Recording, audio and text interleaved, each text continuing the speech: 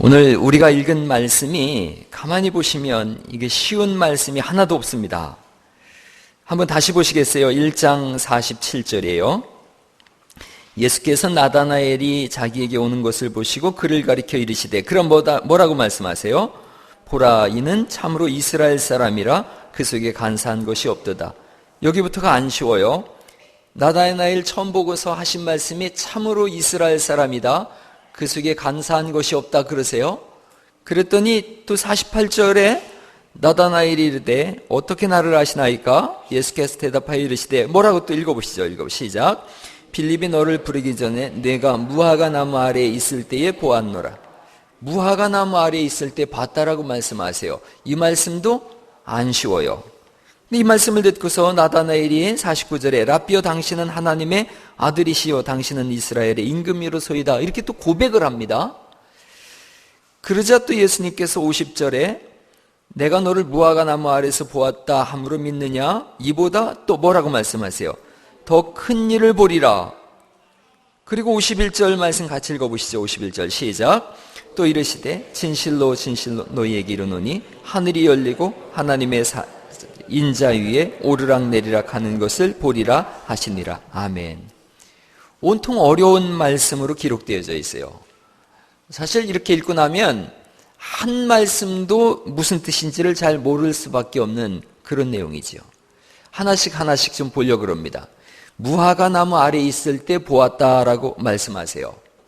무화과 나무는 성경적인 개념에서 보면 이스라엘을 상징합니다.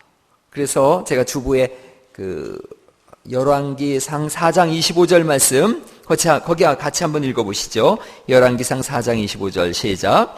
솔로몬의 사는 동안에 유다와 이스라엘이 단에서부터 부엘세바에 이르기까지 각기 포도나무 아래와 무화과 나무 아래서 안연히 살았더라. 아멘. 단에서 부엘세바는 이스라엘의 최북단에서부터 최남단까지를 말씀하고 있어요. 그걸 다르게 표현해서 포도나무에서 무화과 나무까지라고 말씀하시는 거예요. 그러니까 이스라엘을 말씀하고 있고, 또 하나는 무화과 나무 아래에 있다라는 말은 이스라엘 사람들이 흔히 쓰는 수거 중에 하나인데 토라를 공부한다라는 뜻이랍니다. 그러니까 성경을 공부한다라는 말을 무화과 나무 아래에 있다라고 말씀하는 거죠. 나다나엘을 보면서 내가 무화과 나무 아래에 있는 것을 보았다 그러면 속뜻은 뭐라는 거죠? 내가 성경을 공부하는 걸 봤다는 거예요. 내가 말씀을 사모하는 사람이라는 걸 내가 안다는 거죠. 나다나엘은 구약의 이름으로는 느다넬입니다. 느다넬이라는 사람은 그 느다넬이라는 이름을 쓰는 지파는 이사갈 지파예요. 이사갈 지파는 성경을 맡은 지파입니다. 성경을 운반할 때 이사갈 지파를 통해서 운반하셨어요. 그러니까 나다나엘은 어떤 사람이냐면 성경을 연구하는 이사갈 지파의 후손인 거예요. 그리고 예수님이 그를 한마디로 보시면서 네가 성경을 연구하는 사람인 걸 알고 있다는 거예요. 말씀을 사모하는 사람이면서 이스라엘이 회복되기를 원하는 사람인 걸 알고 있다는 거죠. 내가 지금 로마 아래에 있는 이 나라가 구원받기를 원하는 것을 알고 있고, 또 그 구원의 날은 메시아가 오는 때거든요. 메시아가 오기를 기다리는 사람이라는 걸 내가 알고 있다. 무화과 나무 아래에 있다라는 말씀은 이 모든 걸 다 함축한 뜻이에요. 아주 깊은 의미를 가지고 있죠. 무화과 나무 아래에 있다 한마디 하심으로 인해서 내가 이스라엘 회복을 기다리는 사람이고 메시아를 기다리는 사람이며 하나님 나라를 기다리는 사람이다라는 것을 암축해서 말씀하고 있어요. 동일하게 우리에게 물어보시는 거죠. 내가 지금 어디 있느냐라고 물으실 때에 여러분 뭐라고 대답하시면 좋아요? 내가 지금 무화과 나무 아래에 있습니다. 이렇게 대답하는 은혜가 있기를 간절히 축원합니다. 그럼요, 오늘 예배하는 이 시간이 사실은 무화과 나무 아래에 있는 거예요. 예수님께서 또 그에게 이렇게 말씀하세요. 너는 참 이스라엘 사람이다. 간사한 것이 없도다. 여러분, 우리가 알고 있는 성경 지식을 한번 다 동원해 보시죠. 참 이스라엘 사람, 간사한 것이 없는 사람. 간사라는 말의 다른 뜻은 거짓이 없는 사람이다라는 뜻이고요. 더 성경적으로 말씀드리면 너는 사기꾼이 아니다 이런 뜻입니다. 그러면 우리가 알고 있는 사람을 한번 생각해 보시죠. 사기꾼으로 출발했는데 그가 하나님으로부터 이스라엘이라는 이름을 받은 사람이 있어요. 그게 누구죠? 야곱이에요. 오늘 본문의 배경은 그러면 누구를 향한 말씀인 거예요? 나다나엘을 통해서 누구를 보게 하시는 거예요? 야곱을 보게 하는 거예요. 우리가 야곱을 잘 알고 있습니다. 에서의 동생으로 태어났어요. 그런데 이가 팥죽 한 그릇으로다가 장자권을 산 사람이고, 나중에 아버지가 복을 주겠다고 할 때에 엄마와 짜죠. 엄마와 작당을 합니다. 그래서 엄마와 이게 모자 사기꾼인 거죠. 그렇게 해서 누구를 속여요? 아버지를 속입니다. 아버지를 속이고 또 누구를 속여요? 형을 속여요. 아버지와 형을 속이고 대신 복을 받는 사람이지요. 사기꾼도 세상에 이런 사기꾼이 어디 있을까요? 천하에 속일 사람이 없어서 자기 아버지와 형을 속입니다. 그러자 형이 죽이겠다고 하니까 도망을 가요. 어디로 도망가요? 외삼촌 라반의 집에 가서 20년 동안 종살이를 합니다.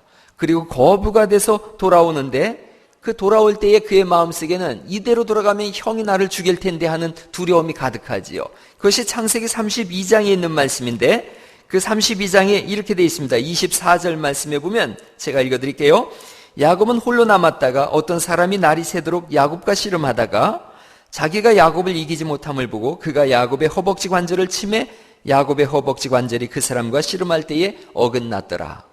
무슨 말씀이냐면, 야복강을 넘어서 형을 만나야 되는데 형이 자기를 죽일 것 같은 거예요. 그러자 자기의 재산을 두 떼로 나눕니다. 두 떼로 나눠서 먼저 강을 건너게 하고 말을 집어넣지요. 이쪽 떼를 치면 저쪽 떼가 도망가라. 저쪽 떼를 치면 이쪽 떼가 도망가라. 그렇게 이쪽 치고 저쪽 칠 때 나는 어떻게 하겠다는 거예요?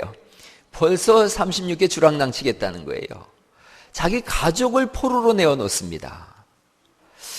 이 사람이 아버지와 형을 속이더니 나중엔 처자식까지도 볼모로 내어 던지는 그런 사람인 거예요. 나만 살겠다는 거지요. 이가 사기꾼이에요. 간사한 사람입니다. 그런데 이 사람을 하나님이 붙잡습니다. 성경을 가만히 보면 야곱이 하나님을 붙잡은 게 아니에요. 하나님이 야곱을 붙잡으세요. 왜 붙잡느냐면 호세아 12장을 가만히 읽어보면 야곱의 그 악한 성질을 꺾으려고 붙잡으신 거예요. 하나님께서 꼭 붙잡고 계세요. 안 놓으시는 거예요. 그러니까 드자비질을 하지요. 드자비질 하다가 야곱이 너무 다급한 거예요. 그러자 이제 하나님께서 끝까지 야곱이 자기 고집을 꺾지 않고 죄악의 문제를 해결하지 않으니까 하나님께서 환도뼈를 치십니다. 허벅지뼈를 쳐서 이게 부러졌어요. 도망을 못 가는 거예요. 그러자 이제 그가 꼭 붙잡고서 하나님 나를 복을 주세요 하는 거예요. 나를 살려주세요 하는 거지요. 창세기 32장 26절 말씀부터 거기 주보에 있는데 제가 쉬운 성경으로 써놨습니다. 같이 한번 읽어보십니다. 시작. 날이 새려고 하니 나를 놓아다오. 하지만 야곱이 말했습니다. 저에게 복을 주시지 않으면 보내드릴 수 없습니다. 그 사람이 야곱에게 말했습니다. 내 이름이 무엇이냐? 야곱이 대답했습니다. 야곱입니다. 그 사람이 말했습니다. 내 이름은 이제부터 야곱이 아니라 이스라엘이다. 네가 하나님과 씨름했고 사람과도 씨름해서 이겼기 때문이다. 이 사람 환도뼈가 부러지자 하나님을 죽게 살기로 붙잡지요. 하나님께서 이름을 바꿔주세요. 너 이제부터 거짓된 삶을 살지 말아라. 거짓의 이름을 버려라. 간사한 자로 살지 말고 참 이스라엘, 하나님을 붙잡고 씨름하여 이긴 진짜 이스라엘로 살아라.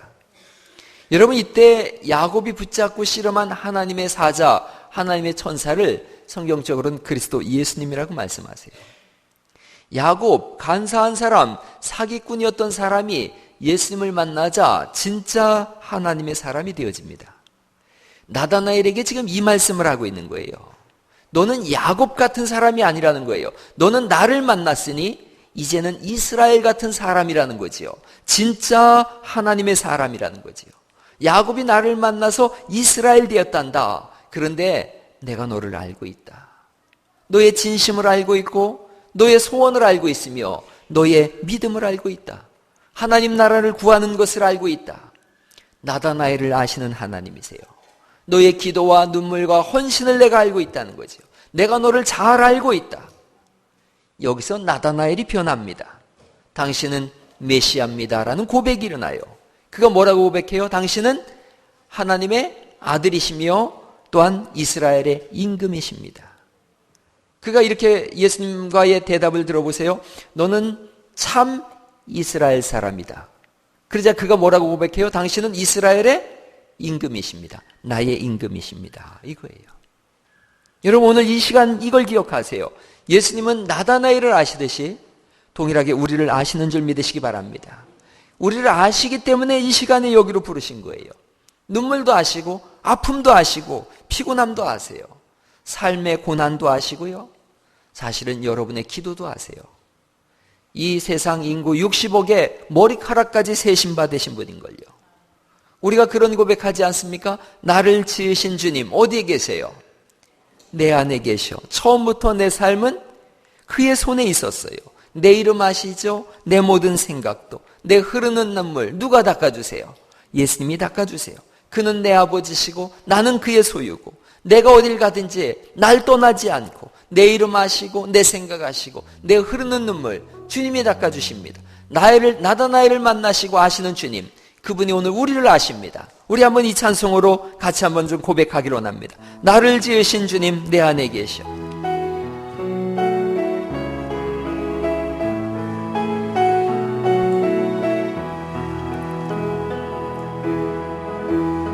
나를 지으신 주님 내 안에 계셔.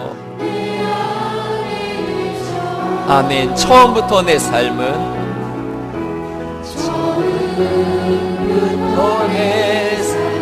그의 손에 있었죠. 아멘. 내 이름 아시죠?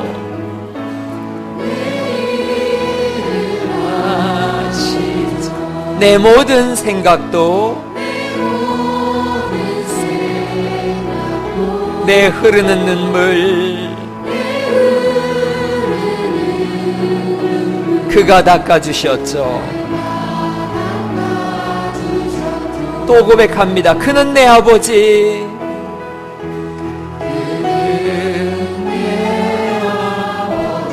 난 그의 소유. 내가 어딜 가든지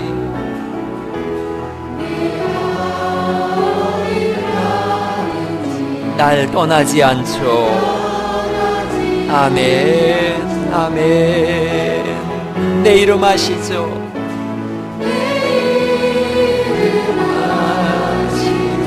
내 모든 생각도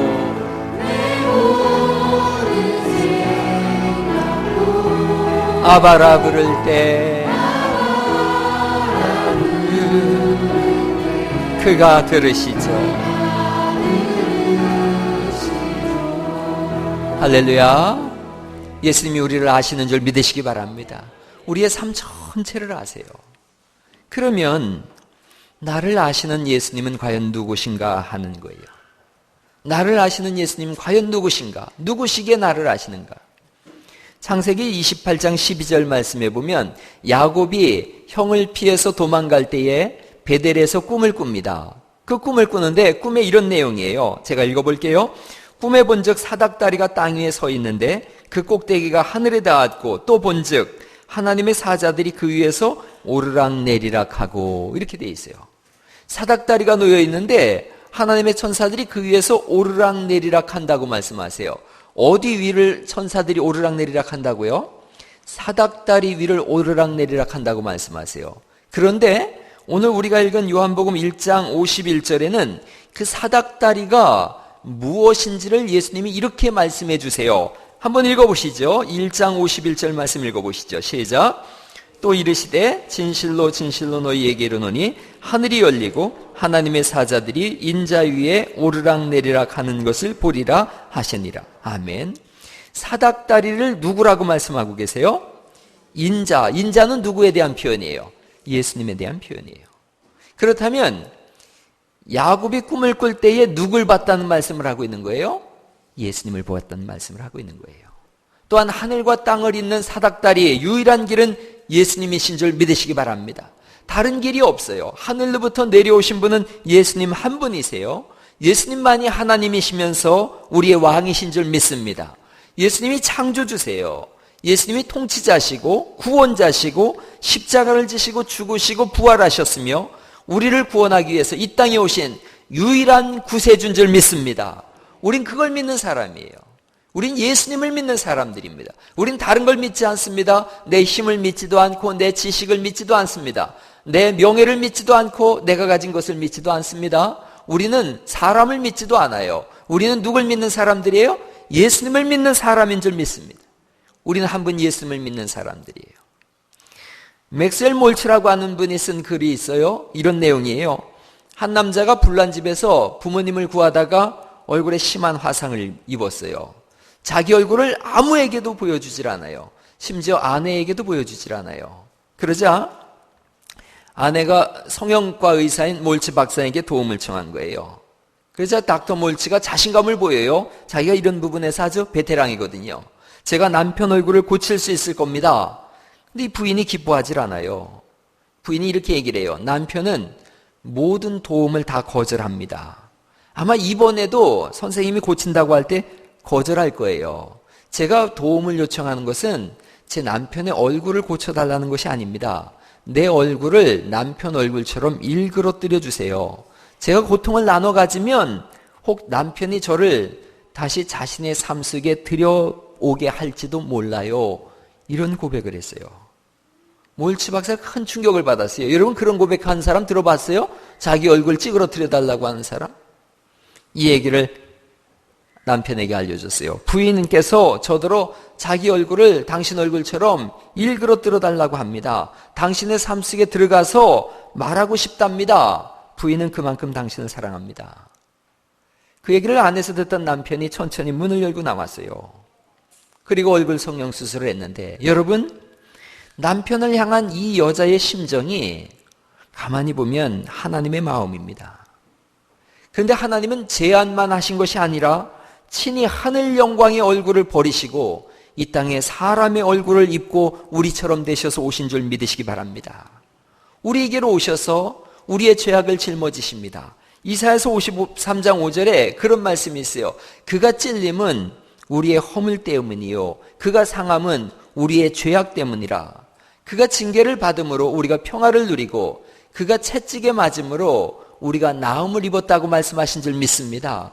우리는 양 같아서 각기 그릇 행하여 제 갈 길로 가거늘 여호와께서는 우리 무리의 죄악을 그리스도 예수님에게 담당시키셨다라고 말씀하신 줄 믿습니다. 이 땅에 오셔서 우리 죄를 짊어지시고 죽으시고 부활하심으로 인해서 우리에게 없던 의로움을 우리에게 허락하시고 의롭다 칭하셔서 하나님의 아들, 딸 삼으신 줄 믿습니다. 그 은혜 안에서 우리가 오늘 나와서 예배하게 되는 거예요. 빌립보서 2장 6절에는 예수님이 어떤 분이신지에 대해서 자세하게 말씀하세요. 그는 근본 하나님의 본체시나 하나님과 동등됨을 취할 것으로 여기지 아니하시고 자기를 비워 종의 형체를 입고 사람들의 모양으로 나타나셨으니 그렇게 말씀하세요. 하나님의 본체세요. 하늘 영광을 버리고 이 땅에 오셨다는 거예요. 그리고 우리의 죄를 짊어지심으로 인해서 죽으셨어요. 그리스도 예수께서 하나님께서 행하시는 모든 일을 다 받으셔서 자기를 낮추시고 죽기까지 복종하셨다고 성경이 말씀하신 줄 믿습니다. 그러자 하나님께서 예수님을 지극히 높이셔서 하늘에 있는 자들과 하늘에 있는 자들은 하늘의 천사들을 말해요. 땅에 있는 자들과 땅에 있는 자들은 우리를 말해요. 땅 아래에 있는 자들로 지옥에 있는 자들이에요. 모든 무릎을 예수의 이름에 꿇게 하시고 예수를 주라 시인하게 하셨다고 말씀하신 줄 믿습니다. 예수님의 이름 앞에 무릎을 꿇고 예수를 주라 시인하여 하나님 아버지께 영광을 돌리게 하셨느니라. 할렐루야. 우리가 예수님을 주라고 부를 때마다 하나님은 영광을 받으시는 줄 믿습니다. 한번 따라해 보세요. 예수 그리스도는 나의 주인이십니다. 아멘. 아멘. 그럴 때마다 하나님은 영광을 받으세요. 성경은 예수님에 대해서 끊임없이 말씀하세요. 예수님의 나라가 이 땅에 도래하면 사막이 샘이 흐를 것이다. 광야에 새롭게 싹이 날 것이고 광야가 초원이 될 것이다. 사자굴에 손을 넣어도 사자굴이 아니지 독사굴에 손을 집어넣어도 독사가 물지 않을 것이며 사자가 풀을 뜯을 것이고 할렐루야. 양과 사자가 친구가 될 거라는 거예요. 그 나라가 온다고 말씀하신 줄 믿습니다. 예수님은 누구신가? 이 찬송가 96장을 보면 우는 자의 위로고 없는 자의 풍성함이며 천한 자의 높음이고 잡힌 자의 노임이며 우리 기쁨 된다고 말씀하신 줄 믿습니다. 교회가 주장할 것은 예수님입니다. 찬송할 분 예수 그리스도인 줄 믿습니다. 우리 한번 찬송가 96장 같이 한번 찬송하십니다. 예수님은 누구신가? 손뼉도 치시면서 큰 기쁨 가운데 함께 찬송하십니다. 예수님은 누구신가? 예수님은 누구? 우는 자의 위로와 없는 자의 풍성이며 천한 자의 잡힌 자의 노임되고 우리 기쁨 대신에 2절입니다. 예수님은 누구신가? 약한 자의 강함과 눈먼 자의 빛이시며 병든 자의 고침과 죽은 자의 부활되고 우리 생명 대신에 예수님은 누구신가? 추한 자의 정함과 죽을 자의 생명이며 죄인들의 중보와 멸망자의 구원되고 우리 평화 대신에 예수님은 누구신가? 온 교회의 머리와 온 세상의 구주시며 모든 왕의 왕이요 심판하신 주님께 우리 영광 되시네. 할렐루야. 예수님이십니다. 나다나엘이 예수님을 만났어요. 그러자 이 사람이 완전히 변화된 사람이 되어집니다. 사명의 사람이 되어지고 예수님의 제자가 되어져요. 예수님의 12제자 중에 나다나엘이 있어요. 한번 해볼까요? 베드로와 안드레, 야고보, 요한, 빌립과 바돌로메, 도마와 마테, 알페오의 아들 되는 야고보와 시몬과 다데오와 가룟 유다라. 누가 없죠? 나다나엘이 어디 갔죠? 베드로와 안드레, 야고보, 요한, 빌립과 바돌로메, 도마와 오라 어디 갔죠? 나다나엘이. 여러분, 나다나엘을 전도한 사람이 누구예요? 빌립이죠. 그렇다면 나다나엘은 누구 옆에 항상 있겠어요? 빌립 옆에 있겠죠. 다시 보죠. 베드로와 안드레, 야고보, 요한, 빌립과 누구요? 바돌로메. 바돌로메가 누구겠어요? 그가 나다나엘이에요. 예수님의 12제자 중에 한 사람이 되어집니다. 그래서 이 바돌로메는, 즉 나다나엘은 브리기아, 헤로올리스, 또 알메니아 이런 인도 등지에서 복음을 전하는 예수님의 제자가 되어집니다. 우상 숭배가 심한 아르메니아 지방에서 16년간 복음을 전했는데 어느 날 예수 믿지 않는 폭도들에 의해서 곤봉으로 맞았어요. 그리고 살갗이 다 벗겨져서 십자가에서 죽게 되어집니다. 죽은 후에 이 사체를 사람들이 자루에 넣어서 묶어서 바다에 던졌어요. 흔적도 없이 사라져버렸어요. 그러나 그의 영혼은 하나님 나라의 별이 된 줄 믿습니다. 예수님을 만나자 전혀 다른 길을 걸어가는 거예요. 다른 말을 하고 다른 행동을 하고 다른 인생을 삽니다. 나다나엘이 처음에 예수님이 나사렛 예수라는 말을 듣자 그가 한 말이 뭐냐면 나사렛에서 무슨 선한 것이 나겠느냐 하는 거예요. 근데 그가 예수님을 만났어요. 그러자 나사렛에서 무슨 선한 것이 나겠느냐 했던 사람이 뭐라고 고백해요? 예수님은 뭐라고 그래요? 당신은 나의 주시며 이스라엘의 임금이라는 거예요. 하나님의 아들이시며 이스라엘의 임금이로소이다. 예수님을 믿자 입술이 바뀝니다. 삶의 모든 것이 다 바뀌어져요. 사실은 예수님을 믿을 때 가장 먼저 바뀌는 것이 뭐냐면 입술의 언어예요. 예수님 닮아가거든요. 예수님의 언어를 보세요.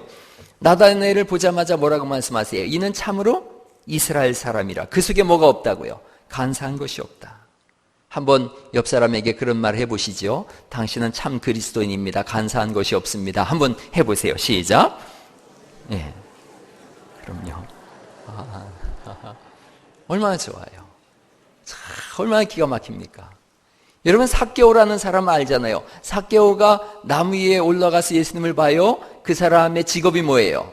세리장이에요. 세리장. 불의한 삶을 살았어요. 그런데 예수님이 그를 만나자 뭐라고 부르세요? 삭개오야 이렇게 부르세요. 삭개오란 뜻은 정의로운 사람이란 뜻이에요. 의로운 사람. 삭개오 불의한 삶을 사는데 그에게 말씀해 주세요. 너는 앞으로 정의로운 삶을 살 것이다. 그래서 삭개오라고 부르세요. 한번 옆 사람에게도 한번 이름 불러보시죠. 삭개오야 한번 해보시죠. 예, 그럼요. 이게 의로운 자요 이런 뜻이에요. 의로운 자요 이런 뜻이에요. 그리스도인이 되었을 때에 이런 언어적 훈련이 필요해요. 언어를 늘 선별해서 사용할 수 있기를 간절히 바랍니다. 말을 할 때 한 번 더 생각하세요. 제가 오늘 다음 주쯤에 언어와 성도의 언어 생활에 대해서 설교하겠다고 제가 말씀을 드린 적이 있어요. 근데 오늘 그냥 말 나온 김에 한번 말씀을 드려보려고 그래요. 예수님의 언어 생활을 가만히 보면요. 나다나엘을 보면서 너는 참 이스라엘 사람이다. 간사한 것이 없다. 그 다음에 또 내가 이보다 더 큰 일을 보리라. 그렇게 말씀하세요. 부부학교에 이렇게 부부들이 모였답니다. 꼭 문제 있는 부부들이 이렇게 모인 거죠. 한 주간 훈련을 받고 서로 용서하고 새롭게 살아보겠다고 다짐을 하는 거예요. 마지막 시간에 종이를 한 장씩 나눠주고 서로 부부지간에 쓰고 싶은 말을 쓰라고 했대요. 다양한 답이 나왔는데 아주 굉장히 은혜로운 답들이 이런 거예요. 당신이 눈물이라면 절대 울지 않을 겁니다. 당신을 잃을까 두려우니까. 이러고 막 닭살 멘트가 막 나오는 거지요. 응급처치를 배워요. 당신이 내 심장을 멎게 하거든요. 뭐 이런 받아 적으세요 그런 거. 분위기가 좋았어요. 막 좋았는데 저쪽에서 마지막 커플이 막 다투고 있는 거예요. 왜 그러세요? 그랬더니 남편이 말하는 거예요. 제가 아내 보고 산소 같은 여자라 그랬더니 그런다 그랬더니 부인이 말을 가르쳐서 당신이 언제 산소 같다 그랬냐고 산소 같은 여자라 그랬지. 그랬더니 남편이 네가 먼저 나보고 무지 개 같다 그랬잖아. 그랬다 그래요. 여러분, 세워주는 말, 살려주는 말을 해야 되죠.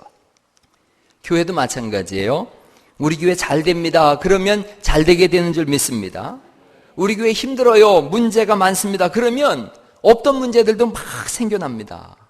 행사 끝나고 제가 안 물어보는 게 있어요. 잘된 거 물어보고 잘못된 게 뭡니까? 안 물어봐요. 잘못된 게 뭐죠? 그러면 사람들 머릿속에 잘못된 걸 막 생각해내요. 뭐가 잘못됐지? 그래서 없던 잘못된 것도 만들어내요. 여러분, 언어라는 게 참 중요해요.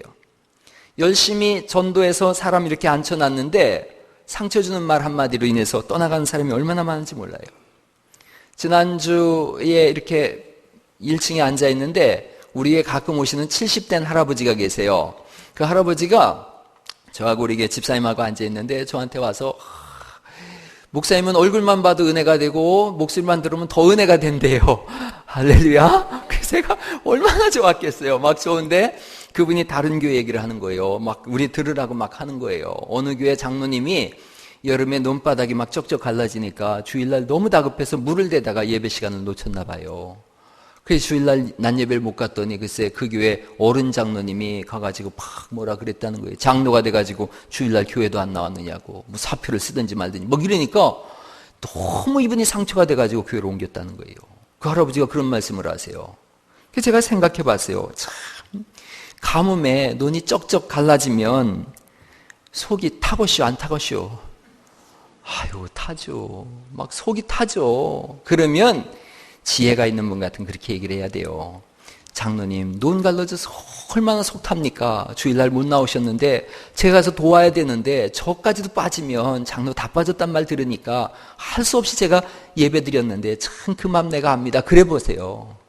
무슨 얘기하는 건지 이 장로님이 금방 알지요. 언어가 중요한 거예요. 여러분 혹시 주일날 못 나온 분 계실 때 여러분이 가서 뭐라 그러지 마세요. 제가 얘기하는 거예요. 또 못 나온 분 계시면 이렇게 얘기해야 돼요.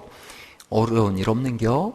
이렇게 물어보셔야 되는 거예요. 그래야 숨통이 트이는 거지. 그래야 알아듣는 거지요. 무슨 일이 있어서 안 나온겨? 이렇게 해버리면 상처가 되는 거예요. 교회 안에서 언어가 참 중요해요. 제가 지난주 낮 예배 때 설교했어요. 가족 이야기 조심해서 해야 된다고. 요즘은 이혼 부부가 많지 않습니까? 그러니까 먼저 얘기하기 전까지는 교회 누가 왔을 때 남편은 어디 있습니까? 아내는 어디 있습니까? 이런 거 묻는 거 아니에요.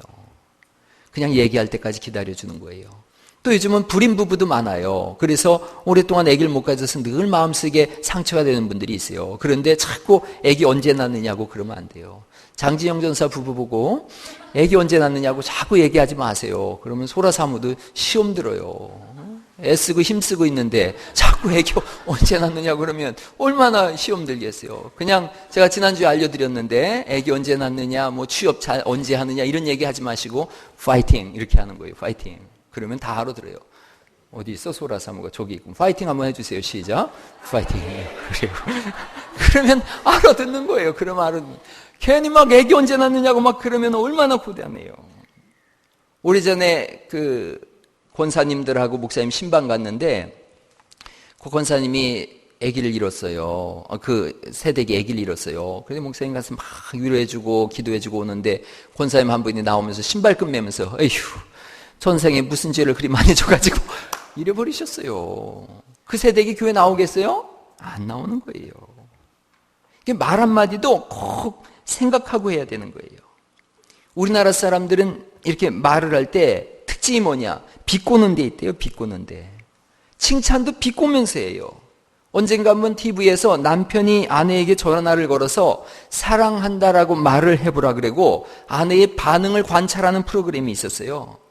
그런데 정말 90% 이상이 잘못한 거 있지? 그러고 사랑한다 그랬더니 잘못한 거 있지? 또 술 마셨어? 그러고 오늘이 무슨 날인가? 그리고 어떤 여자분은 전화 잘못 거셨습니다. 그러더라고요. 사랑이라는 말을 결혼할 때 주례 선생님 물어볼 때 들어보고 처음 들어봤다는 거예요. 여러분, 이 자꾸 언어를 한 번 더 생각해 보세요. 칭찬을 해도 비꼬지 않습니까? 화장 예쁘게 하고 온 여자분 보고 칭찬한다는 말이 화장도 다 하고 오늘 뭔 바람이 불었대? 이렇게 얘기를 해요. 남편이 이렇게 어느 날 이렇게 마음이 동해서 꽃을 선물하면 뭐라고 해야 돼요? 아이고 집안에도 꽃이 있는데 뭐하러 사오셨대요? 고마워요. 이렇게 얘기를 해야 되는데 뭐라 그래요? 돈으로 가져오지 차라리. 돈도 못 버는 주제에 이러고 꽃을 그냥 때려주고 싶어요. 그냥 아주 막 그냥 뭐 이렇게 어이쿠 형편이 피셨나 봐 이러고 꽃을 뺏고 싶어요. 꽃을 뺏고 싶어요. 이렇게 저를 보면서도 월요일 날 목사님들이 많이 오시지 않습니까? 제 얼굴을 보면서도 이렇게 얘기하는 뭐 진짜로 있다라니까요. 뭐라고 말씀하시냐면 목사님 얼굴이 늘 피곤해 보이시는 것이 얼마나 열정적으로 목회하시는지 알겠어요. 아이고 그분한테 전에 이동춘 목사님이 루아 커피 한 봉지 주셨거든요. 그분 오면 내가 그거 꺼내서 타드려요. 루아 커피가 뭔지 모르시는 분은 그냥 넘어가세요. 한 잔에 8만 원 한대요. 그랬는데 내가 그분 올 때만 그거 타드려요. 그런데 또 어떤 분은 병색이 완연한데 뭔 일 있어? 그분은 냉수만 드려요. 내가 냉수만 드려요. 말이 참 중요한 거예요. 열심히 다이어트 했는데 예뻐지셨네요. 그래야 되는데 어디 아파? 이래버리면 그 뭐냔 말이죠. 우리 교회에서 한 분이 저쪽 개척교회로 가셨어요. 그런데 그분이 지지난주에 우리 교회 목요일 날 저한테 찾아왔어요. 찾아와가지고 뭐라고 얘기를 하냐면 목사님 저를 그쪽 개척교회 파송한 걸로다가 인정해 주시면 안 되겠어요? 그 얘기가 자기는 어느 교인이라는 거예요. 갈릴리 교인이라는 거예요. 언젠가 그 교회가 성장하면 돌아오겠다는 거예요. 그러면서 여기 있는 꽃 2송이를 가져온 거예요. 참 말을 해도 얼마나 이뻐요. 그러면서 이 꽃을 꼭 이 강대상에 두고 싶다는 거예요. 그래서 제가 이 노란 걸 뒤로 보내고 이게 앞으로 온 거예요. 참, 이 말이라는 게 얼마나 좋은지 몰라요. 농담으로라도 칭찬을 하자고 지난주에 말씀드렸는데 농담으로라도 칭찬할 수 있기를 간절히 바랍니다. 남을 비하하거나 비꼬는 말을 절대로 해서는 안 되는 거예요. 예수님의 언어로 바꿔주는 거죠. 높여주는 말을 하고 세워주는 말을 하고 귀신의 역사는 남을 비하하고 비꼬는 말을 하지만 성령의 역사는 남을 칭찬해주고 세워주는 말을 하는 줄 믿으시기 바랍니다. 교회 안에서 무슨 남북 문제로다가 아까 우리 안수사님 기도한 것처럼 일본의 우경화 문제로다가 다투는 사람 본 적 하나도 없어요. 사소한 말 한마디로 큰 상처를 알아요. 그런데 예수님이 나다나엘에게 말한 것처럼 우리의 입술의 언어가 바뀔 수 있기를 예수님의 이름으로 축원합니다. 예수님을 믿는 사람은 다 바뀌는 거예요. 싹 다 바뀌는 거예요. 말씀을 마치려고 합니다. 제가 신학대학원 다닐 때 히브리어에 능통한 이스라엘 대학에서 공부하신 이병렬 교수님이라는 분이 계셨어요. 그분이 마태복음 26장과 창세기 22장에 있는 말씀을 통해서 우리에게 중요한 메시지를 했어요. 뭐라고 하셨냐면 마태복음 26장에 이런 말씀이 있어요. 겟세마네라 하는 곳에 이르러 주보에 있는 말씀인데 제자들에게 이르시되 내가 어디 가세요? 저기 가서 기도할 동안 너희는 앉아있으라. 너희는 어디 머물러 있으라는 거예요? 여기 머물러 있으라. 저기와 여기를 말씀하시더니요. 22장 5절에는 아브라함이 사환에게 이르되 사환에게 이르되 너희는 나귀와 함께 어디서 기다리라는 거예요? 여기서 기다리라. 내가 아이와 함께 어디 가서? 저기 가서 경배하고 너희에게 돌아오리라. 여기와 저기가 있어요. 인간이 앉아있는 자리가 여기라는 거예요. 주님과 아브라함과 이삭, 받쳐질 이삭이 가는 자리가 어디냐? 저기라는 거예요. 경배의 자리가 어디냐? 저기예요. 여호와 삼마라는 말씀이 에스겔서에 있어요. 여호와 삼마. 무슨 뜻이냐면 삼마는 저기란 뜻이에요. 저기에 계시는 예수님이에요. 히브리어로 하늘을 샤마임이라 그래요. 샤마임. 저기 위에 있는 물이에요. 저 위에 있는 물, 저기 있는 물, 그거예요.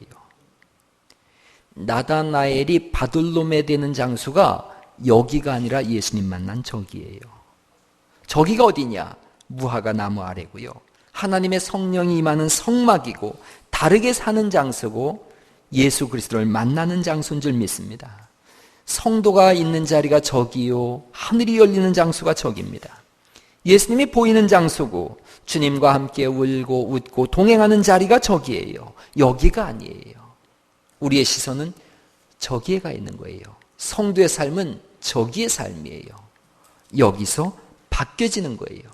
저기가 언제냐? 예수 그리스도를 만나는 시간이고 무화과 나무 아래에 있는 시간이며 나다나엘이 바돌롬에 되는 시간이고 오늘 여기 예배 시간인 줄 믿습니다.